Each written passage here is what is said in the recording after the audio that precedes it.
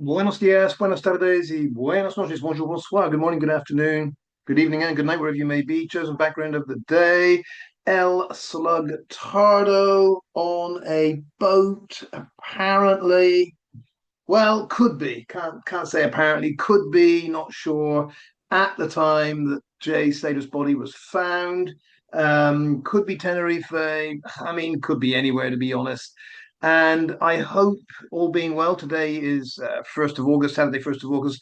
Hopefully, all being well, 2nd of August, Sunday evening, Jan's Views Lives. We'll discuss the boat aspect of the Jay Slater case. We might have to have a part one and part two because it is an enormous potential factor in the case. Just starting with the tricky question, was a boat used? We know, and I'm not going to go too much into it now, we know we have a skilled boatman as a leading figure in the case. That is undeniable. That doesn't, however, mean that this leading figure in the case that is also a skilled boatman used those skills during the Jay Slater case. I happen to think there's a strong possibility that he did do, but that should be something I think we discuss, excuse me, in detail when we get to that. But just as a taster, there is the skilled boatman, El Slugtardo. And the question I'm going to tackle at some point, because today is not the video about Saturday, Sunday, Monday, I'm going to have to tackle the likelihood that this person was actually running a boat that was involved in the dumping of Jay Slater's body, because I've come to the conclusion Jay Slater didn't arrive where his body was found by accident. I just happen to believe it was placed there. By whom and under what circumstances, I don't know. But to me, when you do have this skilled boatman who we were told was sailing around Ibiza somewhere where his son said, Daddy, Daddy, Daddy, can't you get involved and solve the Jay Slater case? And he said, yes. I don't know if that's true. And I'm not sure where it came from. So we can start with that question. You know, was that just a rumor? Did Sluggy actually say that? Someone like Kaz Alice that knows him could ask how he got involved. Where was he when he heard about Jay Slater? Did he sail from Ibiza to Tenerife? We could get all the details from those that know all these answers, but they always refuse for whatever reason. I mean, I call her cover up Kaz now. Cover up Kaz just won't ask the people she knows these questions. Why? I guess because the cover up will be blown. I don't know. Kaz has never answered why she doesn't ask these people for the answers we all want that would make this case go away. She just says nothing. Well, there we go. This video is actually about it is about things I got wrong in the Jay Slater case. If I have time, I'll go into the things I got right in the Jay Slater case. It's pretty much a mini list. I've got 5 or 6 for each one. Now, I'm guessing that the accident group in particular would love to hear things I got wrong, way wrong in the Jay Slater case. So let's deal with that. I'm doing this because I needed a mental break from the whole Saturday, Sunday, Monday thing. I think Racegate, I've got a lot more to say on it, by the way. Racegate is going into a new phase right now where we look at, I'm looking at the reasons why Gobshite from Glasgow would have descended to the level of the most base racist. I mean, Gobshite from Glasgow is one of those that never has a kind word for the likes of Tommy Robinson. And yet what she did online was exactly something even Tommy Robinson would never have done. Now I want to get into the motive. What was exactly the motive behind everything she did? And from what I see, Gobshite still has the albino, how do you say that word? Chimp up there. Isn't that strange? It's like, so the chimp that was obviously racial taboo, a racial trope, and had to be removed, which Gobshite did eventually, not because any of us complained to her, it's because some anonymous person said you should take it down. Oh, I get it. So all these people over here that are saying it's racist, I can ignore them. But this new person that shows up and says, oh, by the way, it's racist, I better listen to them. It's like the message isn't important, it's the messenger. Anyway, whole different subject. Getting back to things I got wrong in the Jay Slater case. Number one, I did take it to be the case that the whole Jay Slater saga would be wrapped up, that the truth would be out there, and everything would be ascertained step by step as to what happened to Jay quite quickly. when I started commenting, I think it was August, might have even been September. I was not the first onto this case in the sense of making videos. I didn't know what a video was. I didn't know how to do it. It wasn't my thing. But of course, I paid attention from the very first moment when I heard a boy had disappeared and they showed us this ravine. It's like, and this Airbnb. I was like, no, no, no, no, it didn't disappear. Something else is at work here. So I was obviously on the ball, on the case very early on, but not on the case in the sense of making videos. I was late to the whole content creator thing, so I didn't know what it was. Um, but even then, when I started making a video too, I was like, this won't be a long, drawn out affair, because I was convinced the actual details of the case are quite clear. And there are people alive and well that knew Jay very well that know all these details. If you put them all together in a room and ask them, what you know and what you don't know, the whole jigsaw puzzle would fit together. And funnily enough, someone asked me the other day, they asked, why are you not monetized? Why don't you make something out of all the hours of work you do on this? And my answer is simple: I keep expecting the case to be over. And I expected that when I started this. Is one of the reasons, the many reasons why monetization wouldn't work for me. But one of them is, well, when I started, I never thought it would last very long. So how wrong could you be? Here we are entering year 3, and no sign at all it's going to be wrapped up quickly. And that's because there was never any investigation, is the simple answer. But I assumed there would be. And that goes on to point number 2. What else did I get wrong? I assumed and I thought, and I got it very, very badly wrong, that at some point an investigation would happen, either in Spain or in Tenerife. As time went on, I thought the chances of an investigation in Tenerife are minimal.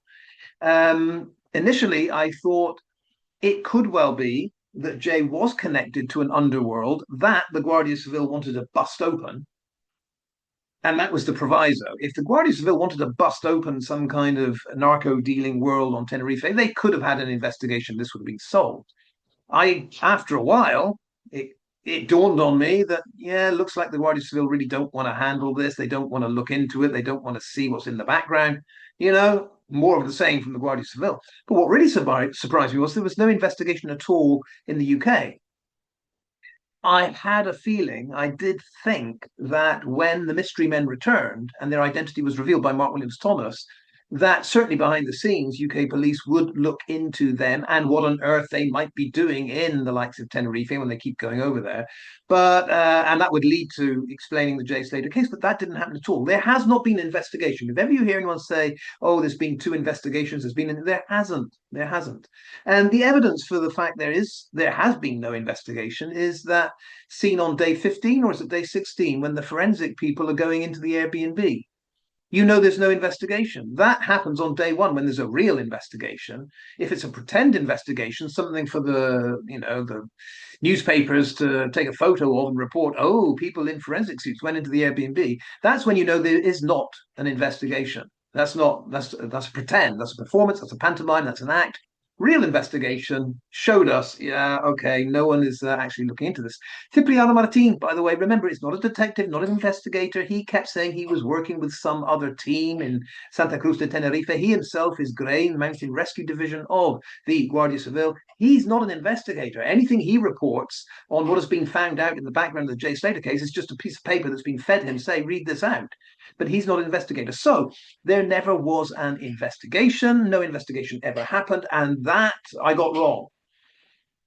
I did think when there was an inquest announced, I thought that's when the investigation will happen, because no sane, open-minded, fair and honest coroner would look at the background facts to the Jay Slater case and conclude that everything was an accident.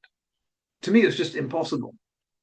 And that's why the likes of me and others were saying squeaky bum time, because as this coroner wades through the testimony of people that are contradicting themselves, that are obviously spinning some kind of lie out there, the coroner's going to see this needs to be handed over to Lancashire Constabulary to be investigated. Little did I know, little did we know as a community, that the coroner himself was 100% on board on going down whichever path would lead to accidental death. Once we started to see that in motion, and I think it started with 5 witnesses don't show up, and the coroner's going, oh, well, Debbie, we could still come to a verdict here. I know the key witnesses aren't here, but all it takes is you to say you're okay with it and I'm okay with it, and we've got our verdict. At that point, I think we all knew the fix was in. But yeah, I got it wrong. I got it wrong. I'll put my hands up now and say I got it wrong. I was sure at some point an investigation would happen. It hasn't. Does that mean it won't? No, it doesn't. There are 101, if you follow certain crime cases, 101 ways in which a crime is unraveled in the most unexpected ways. An investigation can start at any time. But yeah, as we go into year three, no investigation. I was wrong about that. Point number three, I was wrong that Debbie Duncan and family um, would push for full disclosure. I thought in my naivety that the family of the dead boy would want to know every single aspect, fact, and detail of what happened to him leading up to his death. I got that badly wrong. I got that badly wrong mainly because I've never come across a case before where the family of the dead person really don't want to know some of the salient details about those that were spending their final hours with that victim. I've never come across it before.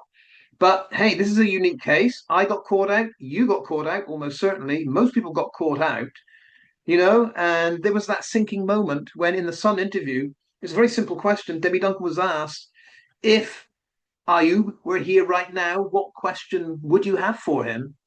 And we got this humming and hawing and shoulder shrugging and this rambling nonsense of I might, well, one day in the future I might ask him what did he think was in Jay's mind when he was up. What the hell? I mean, cut out the blabber, Debbie. Just tell us no, you've got no questions for Ayub. Warren's truth serum ain't something you're really looking for, and all of this background stuff. Yeah, it's not going to make Jay look good, Brad look good, Lucy look good, Brandon look good. Yeah, if you could just get to Ayub and Rocky, you'd like to have found out a little bit more, but in the end, just wasn't worth it. So, got that badly wrong. But I'm going to hold my hands up again and say the reason I got it badly wrong is I've never seen the family of a victim behave like this. I've just never seen it. It is just unfathomable. You've got these friends, all with contradictory stories. We don't have to go into the details. The whole GoFundMe preamble is a lie from Lucy. Brad's whole thing about, well, I'd gone off with the key and Jay was left with all lies. It came out in the testimony. They were all together at Magic Mike's. None of that ever happened. And yet we have the mother, the father, and the brother, all of them saying, well, that's okay. I mean, they all lied. We still don't know really why Jay went up there. We still don't know why Jay left there. We still don't know where he went. But it's all fine as long as you leave us alone and we can, you know, just say the word accident for the rest of our day. No, I got it wrong. I thought this family would really want to know what actually happened to Jay. They don't. They really don't care. Point number four that I got wrong, badly wrong, badly wrong. I thought that those that adhered to the accident theory would be more than happy to debate and to seriously engage with those of us that believe in the foul play theory. And they would be almost demanding, because they are 100% sure this was an accident and we are conspiracy theorists in their mind. I thought they would be demanding that someone step forward and voice to voice thrash this out on social media so that everyone could see what nincompoops we are. Boy, did I get that wrong. Because here we are, and week after week, I do nothing but say, isn't it amazing that not one single person, whether it's the family, whether it's this guy here, whether it's his sidekick, Chris Bennington, whether it's any of those that were involved, whether it's any of their supporters, the Kaz Alice's, the Janie Gobshites, the Lauries, the Pope Chris's, yeah, the Thomas Wilsons. I just find it unbelievable that not one of them will put their voice out there to state the obvious that this must be an accident. Why is that? It's like Angela Smith said earlier, it's not very convincing from their side that this debate from their side is an empty chair. There are two people here ready to go anytime, day or night, just to talk or even just to listen to the other side. Like I say, It's the fact they won't say anything that is really weird. And I got that wrong. I thought they would be more than willing to engage in robust, vibrant discussion on the pros and cons of each theory. And yet, not one of them will do that. It's almost as if they've been given this legal statement, this blank statement: not, do not put your voice out there and say a word. But why would that be? If they're right and we're wrong, surely they would want to put their voice out there to show us that they know exactly what they're saying. And don't buy this line. You often see this, oh, they're directing it at me. Why would we want to debate a fool or a narcissist like you? Why would we want to debate you? Well, you do. You do debate me. You debate me every day. Every time we exchange these written comments, it's debate. Laurie will make her point. I will counter it by saying you're using AI in the wrong way to answer this point that I'm trying to raise. And I keep saying to the likes of Laurie, every issue you bring up, I can settle with you in a voice-to-voice discussion. It's like 5-minute phone call, achieves a lot more than 50 minutes of type, type, type, type, type, type, type. But the problem here is, now I'll underline the problem. The problem here is when you are debating keyboard, writing, editing, deleting, of course, you're in charge. You can refuse to answer anything that comes your way. You can edit anything you said. You can delete anything you said. You can block anyone. It's not like that in a real debate. In the real world, where you are face to face, you don't have to be face to face. Voice to voice, you don't have to be voice to voice. It could be just your voice. Like I say, not one of them will say, I want to speak. I want my voice out there.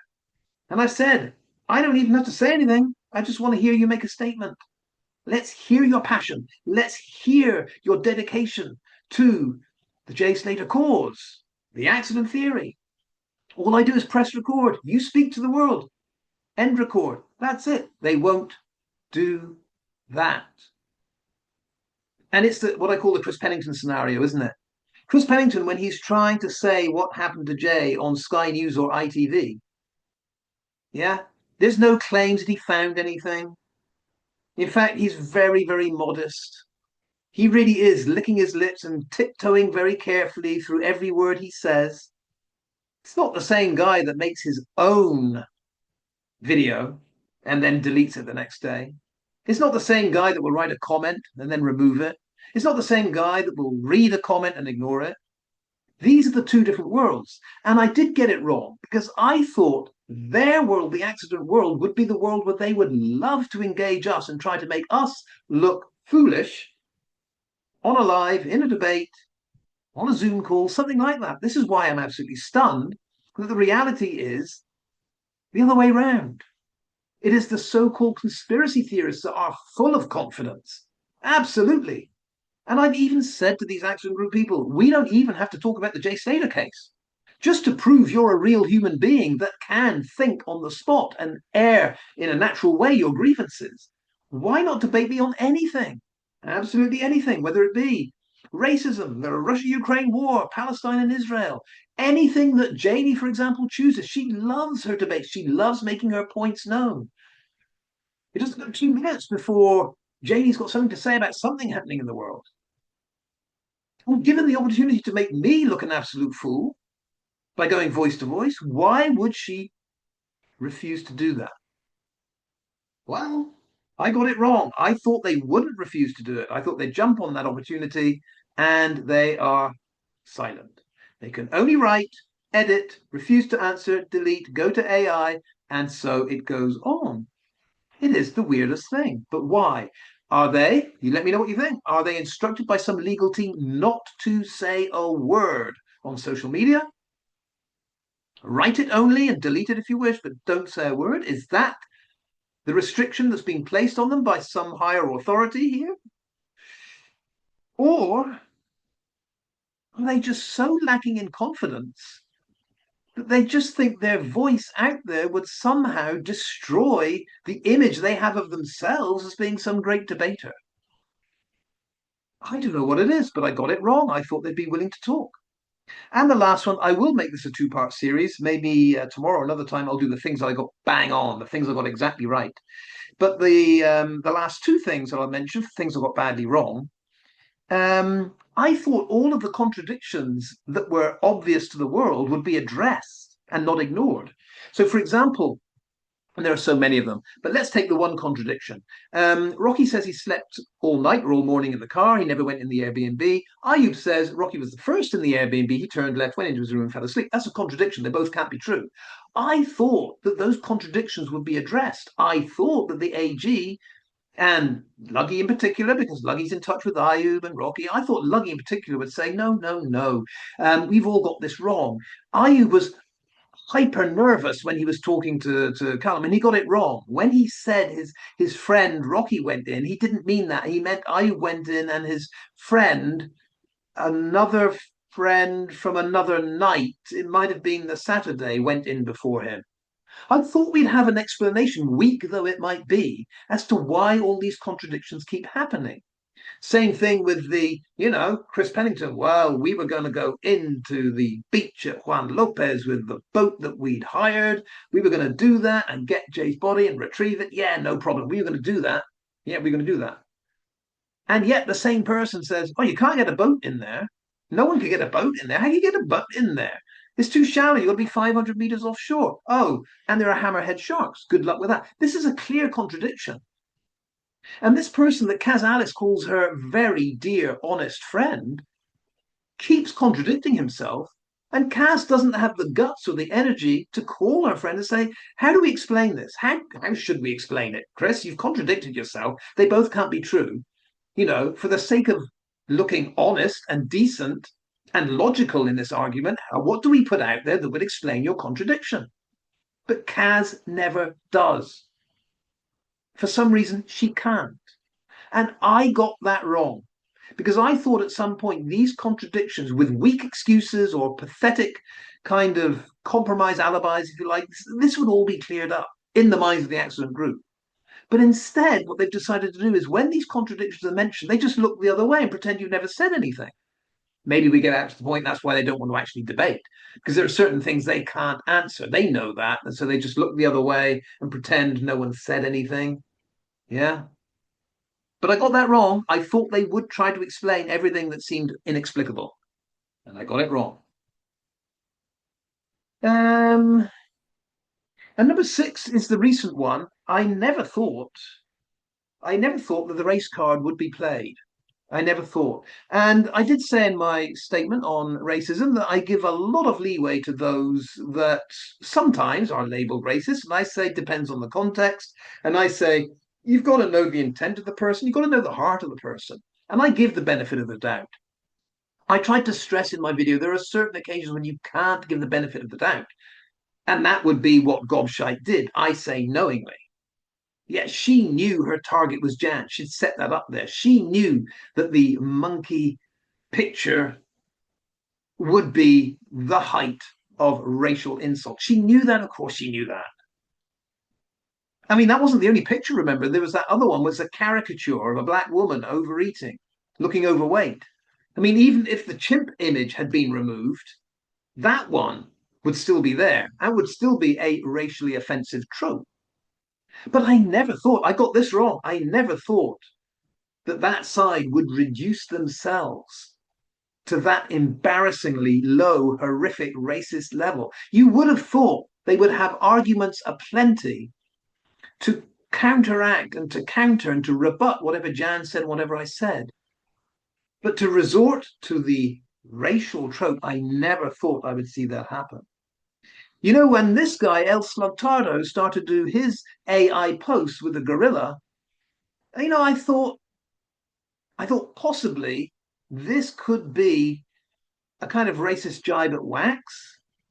And then I thought, well, the gorilla does have that kind of Rasta voice. I thought maybe anyone that is connected with the Caribbean could be the target here. Could be. And I thought I'll give him the benefit of the doubt. Maybe not. Maybe his intent was to do something funny with a Rasta voice and it wasn't necessarily racial. Okay, reluctantly give Sluggy a pass there. But yeah, I think when Janie did the whole chimp thing, and so many of the other AG members were like, "Well, I don't see anything wrong with this. It looks fine." As Thomas Wilson said, race isn't mentioned, so it must be fine. It's okay. No bad intent here. Oh wow. Oh wow. Laurie as well. Yeah, the picture was bad, said Laurie, but I don't see the racial intent. Wow, really? You don't see the racial intent, huh? Yeah, funny, isn't it, how these people that go hour after hour after hour on anti-racist marches then put up a post like that? Makes you wonder if they ever really understood anything about what racism really is, you know? Um, a kind of exercise, a kind of performance in virtue signaling, yeah, but they've no idea. They've no idea, just no idea what they're doing when they post this stuff.